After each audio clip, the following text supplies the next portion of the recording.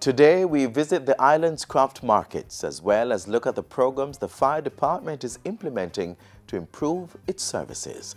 Hi there, I'm Adrian Atkinson, and this is Jamaica Magazine. Stay with us.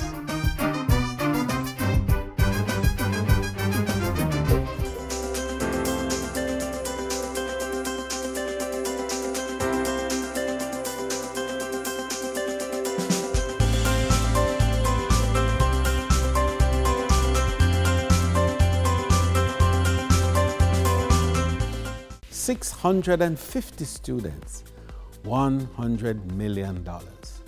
How are they connected? Through the Hospitality and Tourism Management Program offered at 32 high schools across the island. It's a 2-year program to equip future tourism workers with the requisite skills to meet the demands of the growing global industry. Graduates will be certified by the American Hotel and Lodging Educational Institute and received an associate degree from a local college. We're building a resilient tourism industry through human capital development.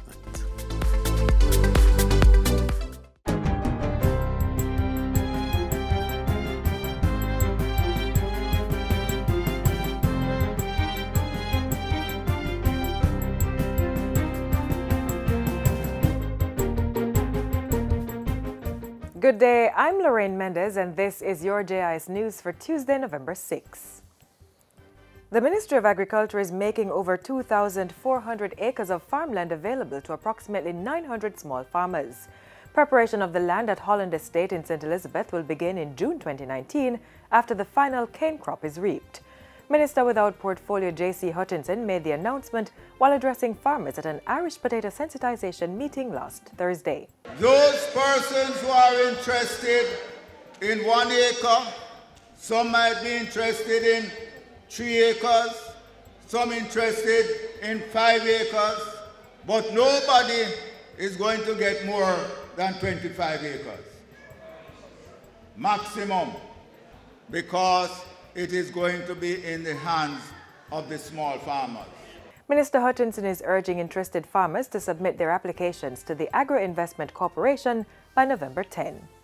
Justice Minister Delroy Chuck says expansion of the Court of Appeal in downtown Kingston will be completed by the end of November 2018. Minister Chuck says the expansion will allow for the appointment of more judges. From our end, we're going to provide all the necessary resources so that all the courts are attractive, all the courts are technologically savvy, so that in all the courts we will have the technology so that if you can't attend court and the Chief Justice approves, it will be live streamed to your smartphone. In April, the minister signed an $846 million contract to add 3 new courtrooms, 13 judges' chambers and 2 lounges to the Court of Appeal. Minister Chuck was speaking at a Justice of the Peace training seminar on Saturday. Meanwhile, Chief Justice Brian Sykes says he's anticipating the full operations of the electronic case management system as of next year. Justice Sykes says this is part of a larger mandate of delivering important legal services to all Jamaicans and ensuring the efficient use of resources within the justice system. He too was speaking at Saturday's training seminar for Justices of the Peace. Gradually now, we should have more reliable record keeping, files easily accessible. The judges will be able to have remote access. 35 new Geographic Information System GIS specialists have been trained to work as mentors in the GIS Schools Education Program GISEP. Under the program, secondary school students are educated on the uses and functions of GIS, as well as to gain a better understanding of geography and other subjects. Senior GIS Manager and Trainer at the National Spatial Data Management Division, Simone Lloyd, said her office is partnering with several tertiary institutions across the island to get more students and teachers to be part of the program. With these professionals, we're assigning them to various secondary schools throughout the island. They'll be going out to these schools and they'll be engaging with the geography head of departments, with the geography teachers, and they'll be partnering with them to help with geography clubs, environmental clubs, and actually having GIS-based activities with them. Ms. Lloyd was addressing a recent GIS think tank on November 2. The Senate on Friday supported a motion for a name change of the municipality of Portmore. The votes went in favor of the change to Portmore City Municipality. Senator Kamina Johnson-Smith led the debate on the Local Governance Municipality of Portmore Change of Name Order 2018 in the Upper House to rename the local authority. Portmore already exists as a municipality and as a city municipality under Section 5, subsection 3A of the Local Governance Act. The official name in the Act is the Municipality of Portmore. The name provided little distinction to the public at large between the physical area of the municipality, that is the geographical division that may be a city, town, or grouping of towns within the scheme set up in the Act, and the executive local authority being the administrative body that has some degree of control over the geographic area. And this was reportedly creating challenges for the administrative employees as well as the elected representatives in communicating with stakeholders to do business, provide services, and marketing the local authority as an identifiable organ of development. The change does not alter the status of Portmore or the local authority, but amends the name in line with its existing categorization as a city municipality under the Local Governance Act 2016. The Municipality Corporation requested the name change following consultations in June. This was supported in Parliament on June 5. And finally, Health Minister Dr. Christopher Tufton is again urging Jamaicans to take responsibility for their health by getting regular checkups and being mindful of how they treat their bodies. Asserting that while the state can implement policies, programs, and pass legislation to combat lifestyle diseases, Dr. Tufton says each and every Jamaican has a responsibility to safeguard his or her health. We can ensure that there is some level of continuity through legislation, through policy, through regulation. Ultimately, however, it really becomes our responsibility to secure certain things. And indeed, it's not just about what we do to ourselves. It's also about our own advocacy. Because we must advocate for these best practices. We must talk about it, we must encourage it, we must guide our children to support and to live by it. Because in doing that, we're creating an environment that's going to be healthier and by extension more productive and happier. The minister was responding to questions posed at a Take Responsibility Tour town hall in Oteria, St. Anne recently.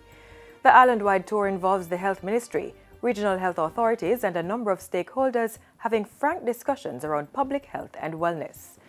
And that's it for JIS News today. I'm Lorraine Mendez. Thanks for watching.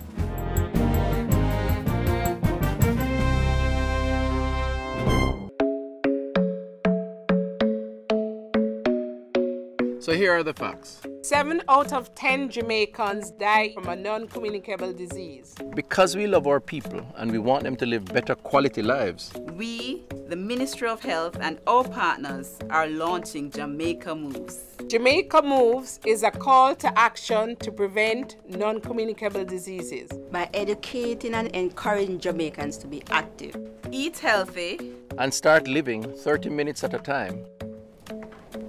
Because 30 minutes of physical activity each day, along with proper nutrition, can go a long way to prevent your risk from developing certain NCDs such as diabetes, high blood pressure, obesity, and certain cancers. And remember, it's life we're promoting. That's why you see me going hard right now. I'm all about living. So help us take this first step towards a healthier Jamaica so you can enjoy more moments, more memories, more life.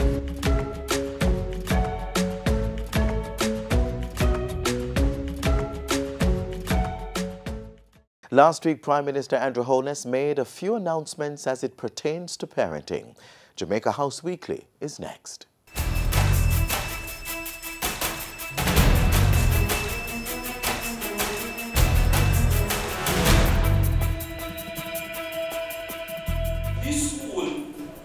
Must not charge any fee. I think that when you take all 5 together, they have hit up on all the necessary themes. And the policy of no corporal punishment in these institutions must be followed faithfully. You're watching Jamaica House Weekly. I'm Anthony Morgan. The state's policy on corporal punishment and no auxiliary fees were among Prime Minister Andrew Holness's talking points Wednesday as he opened the newly constructed Jamaica-China Goodwill Infant School in West Central St. Andrew. The 180-capacity school was completed in August. Mr. Holness reminded school administrators who receive government subventions that they must adhere to the state's removal of auxiliary fees.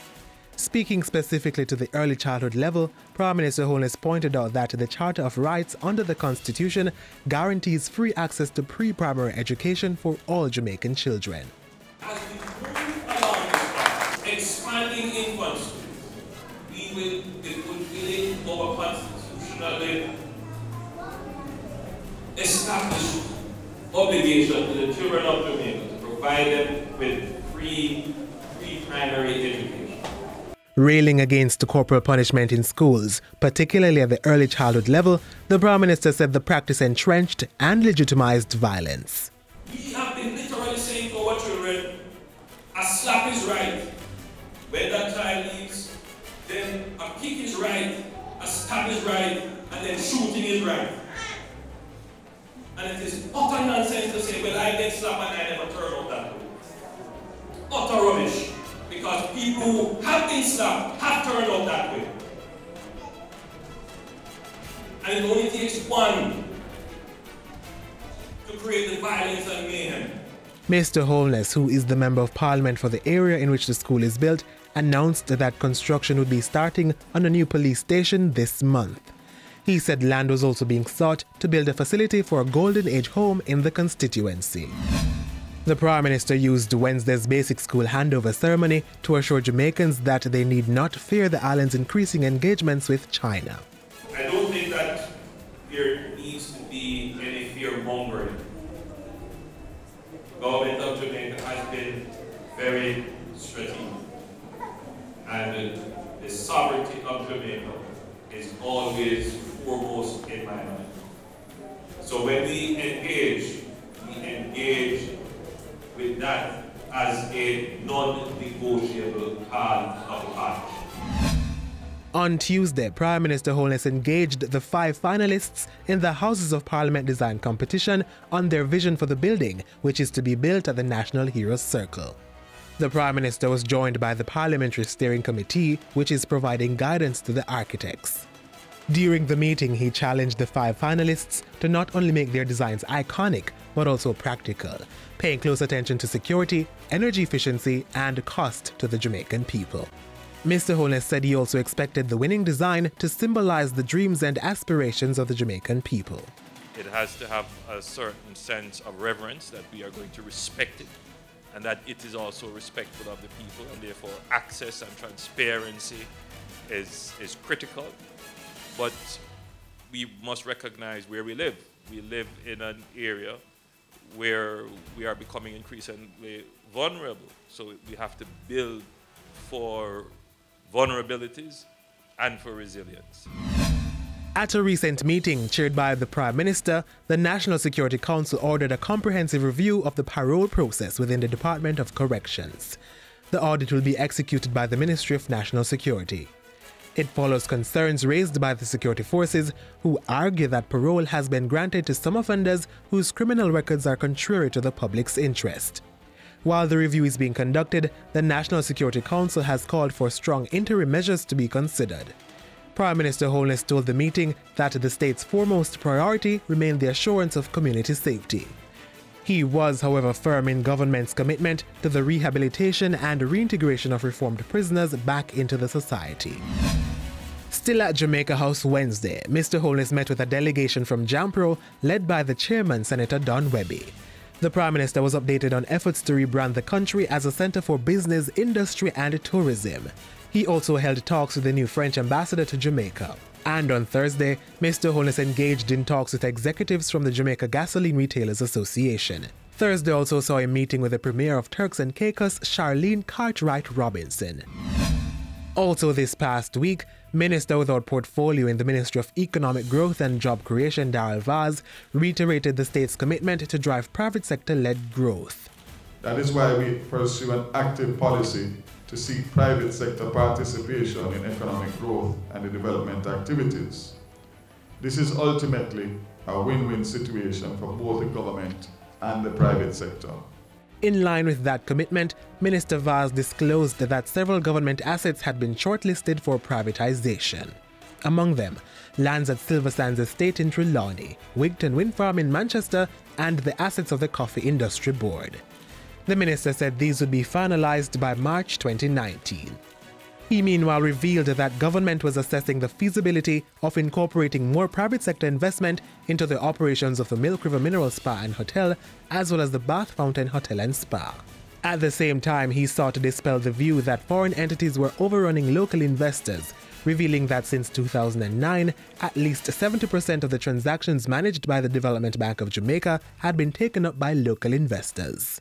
Public-private partnership have the potential to provide opportunities to facilitate private sector finance and, more importantly, create efficiencies in not just construction, but also the operation and maintenance of world-class public infrastructure.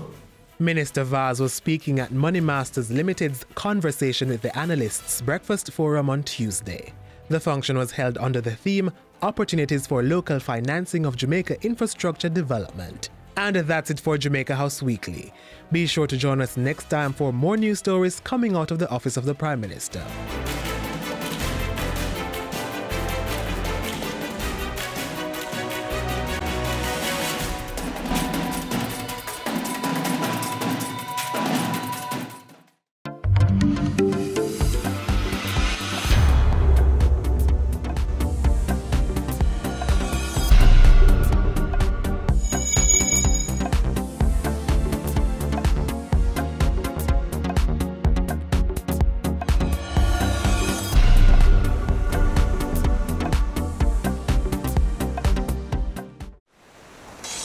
Let's get a little breeze on this land. All right.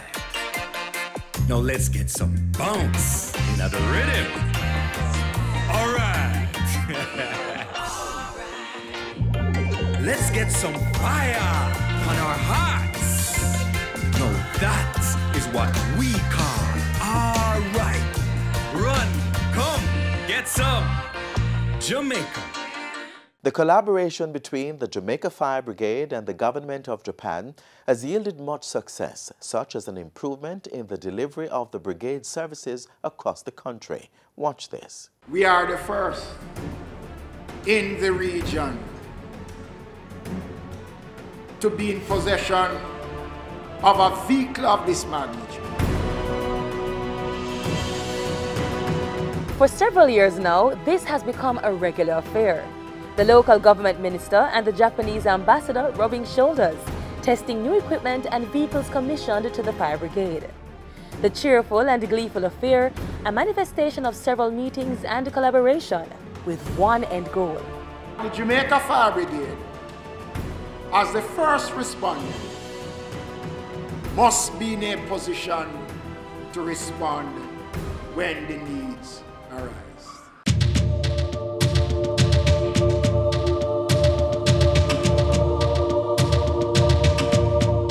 I'd like to reiterate that the government of Japan is very pleased that this latest endeavor will have far-reaching social and economic benefits for the people and the government of Jamaica. The relationship is decades old, since the Japanese government established bilateral relations with the island back in the 1960s. The Jamaica Fire Brigade is one entity that has benefited from the bilateral partnership. Since 2016, more than $10 million worth of command vehicles, ambulances, fire trucks, equipment, and other safety resources have been acquired for the local brigade. And this kind of vehicle will place the Jamaica Fire Brigade in a much better position to be able to coordinate with the Jamaica Defense Force, the police, the Ministry of Health, and other agencies. The donations have benefited fire stations in and outside of the corporate area. The servicemen and women of St. Elizabeth, Manchester, and Westmoreland have in recent years gotten well-needed resources. It is for several reasons the support from the Japanese government is appreciated. The fire brigade does more than extinguish fires. They assist the sick in cases of motor vehicle collisions, times of natural disasters, and public education on safety and security. Without assistance from the Japanese, the government would have to fund these expensive upgrades to the brigade with tax dollars. The collaboration with the Asian country has also provided for the restoration of fire hydrants. More than 900 were repaired, with over $13 million in grant funding from the government of Japan. It's the first step towards repairing more than 4,000 hydrants across Jamaica that have been marked for repair and servicing. Local firefighters have also traveled to Japan for fire prevention training. The now Caribbean Maritime University has also been gifted with 3 refurbished fire trucks and an ambulance to support its training programs. It has allowed the university to improve emergency response to the people of the vulnerable communities of Port Royal and Harbourview in East Kingston. Our general expectation regarding the use of the 3 fire trucks and ambulance are that over time there should be a decrease in the numbers of disaster-related losses, the saving of precious lives, and mitigating the loss of properties of Jamaican people and business establishments. We have to teach our people how to work together, and this is what these emergency vehicles will do. The relationship between the Japanese government and the people of Jamaica goes beyond words. It is a gesture of good faith. The Japanese and Jamaican governments partnering for an effective and responsive firefighting service.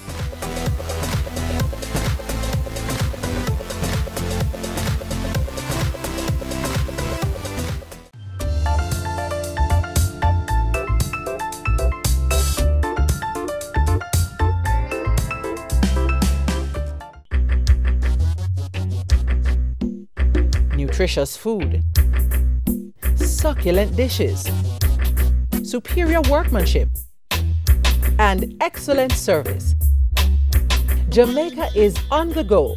Let's grow what we eat and eat what we grow. Let's harness the indomitable spirit of our most valued resource, our people. Let's support our local businesses. After all, buying Jamaican means building Jamaica. The Ministries of Local Government and Tourism have joined forces to upgrade the island's craft markets. Take a look. The Old Fort Craft Market. We have $25 million that is earmarked for the improvement of the park experience. The Harbour Street Craft Market. We're giving you the marketing support to enable you to have visibility out there. Just 2 of several craft markets across the country which are being repositioned to meet first world standards and by extension, the visitor's expectation.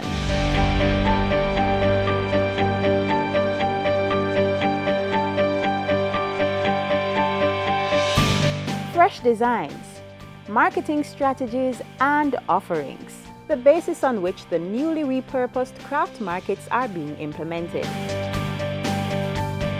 The Tourism Ministry is on a drive to ensure craft markets are designed in such a way that they are accommodating and easy to navigate.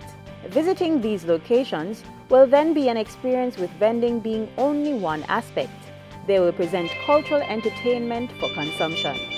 This may consist of a gallery, a restaurant, and a performing arts show, all interwoven with the core offering of the sale of craft products.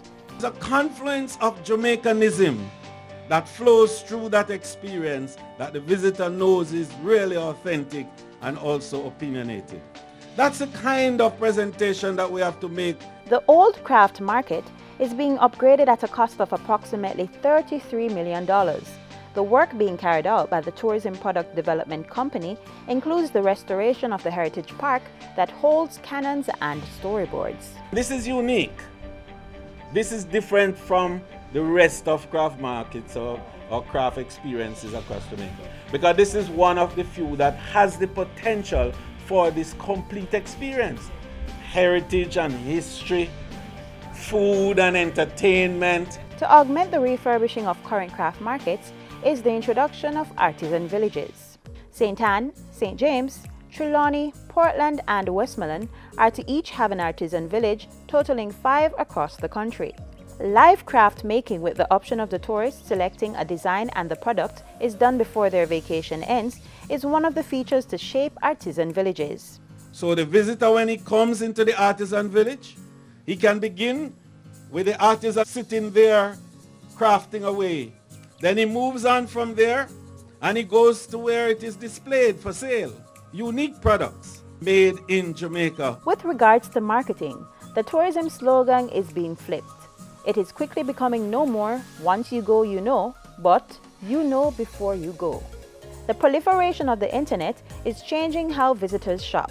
Studies have shown visitors will make their purchases before arriving at a destination, paying for not only their rooms but also souvenir items. To this end, craft vendors' products will be marketed online. Then I have to start market through Clio so that all our markets will be on their schedule. And that will help to position you on board the ship before they come so that people will know where they are going. And when they come off of the port, they're not just taken anywhere, they know where they are going. Authentic Jamaican-made products. That's what the visitors desire when they shop. As such, the Tourism Ministry is seeking to reduce the volume of imported craft items. When the visitor comes and he gets authentic Jamaican thing, that validates his visit. That tells the world that I came to Jamaica. There is also the move to ensure diversity in the product base. To address this issue, the Craft Development Institute will be established at the Edna Manley College of the Visual and Performing Arts. It will not only expand the fine arts industry, but also provide artisans with opportunities to participate in product enhancement and business development training programs. What we're about is not change to disrupt. You understand me? It is about bringing everybody in to this new moment that we have, where we have to look better, feel better, and demonstrate a higher level of marketing. Through the creation of artisan villages, the redesigning of craft markets, online marketing, and craft production training, Jamaica's craft industry will rake in more foreign exchange earnings.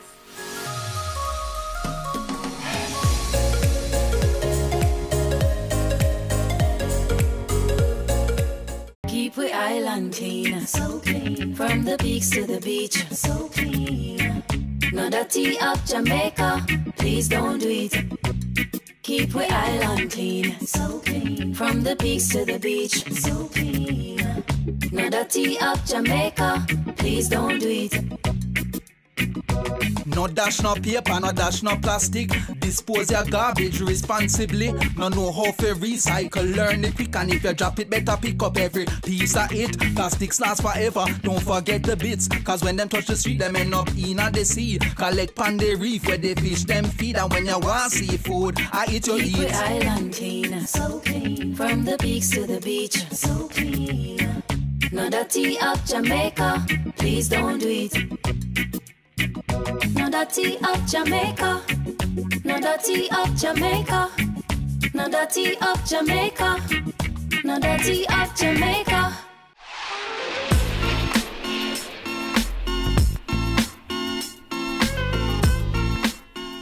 This is where the magazine closes for today. Please do visit our social media pages. We're just a click away. You may also download our app to be notified on our new posts.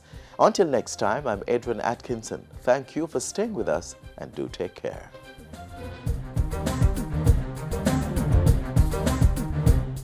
This has been a production of the Jamaica Information Service, the voice of Jamaica.